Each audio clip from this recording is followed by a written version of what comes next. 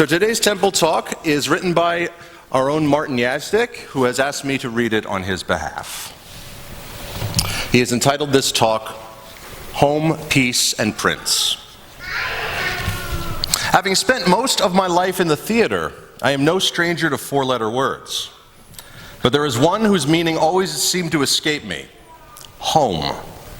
After seeing your ad for an organist, I arrived here for the first time, basically to see what kind of small church would really have a tracker organ. My interview with the search committee began with the unlikely statement, "I really do not wish to waste your time, but I need to say I'm not religious." They asked me what I meant, but no one attacked me for such a statement. In a family, even though we are all frail and sometimes overreact, people do not attack as a first recourse. The rest is, well, how things turned out. I began to see, slowly, that family does not mean the way I grew up, but something different, something magical, something like seeking Christ in all people. Loving families do not reprove bumbling, as bad as I bumbled my first few months. It was to me a revelation of something I could not enunciate, but deeply felt. Peace. You see, home is where peace and love abide. I did not expect it to be easy, and there were many potholes in my traveling here, and I do not mean the ones that daily ate the suspension of my little car. Learning to trust, another word for faith, came hard to me, still does. The generosity of spirit of this family, given my fear of association, awkwardness, and plain old anxiety, drew a circle and took me in. We do not always agree. Disagreeing with love is both a discipline and a miracle.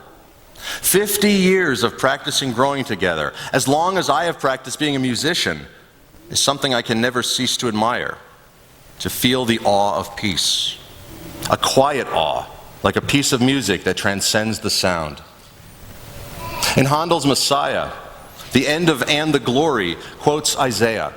"His name shall be called Wonderful, Counselor, the Mighty God, the Everlasting Father, the Prince of Peace." Jesus lost his temper on occasion. The words "brood of vipers" come to mind. Yet even in his violent death, he spoke forgiveness. The number of times you have forgiven me, blunt as I can be on occasion, explains a good deal of how, through all the tumult of growth, peace, home, and family exist here in a way in all my travels I have never felt before. It's not the organ, as much as I love it, or the music, or even pastors' sublimely literate and moving sermons that make Prince of Peace what it is, but rather the forgiveness, the compassion. They make this place a world where the princedom of Christ is indeed a peace which passes all understanding. The words pale, the feeling remains. Thank you, Martin.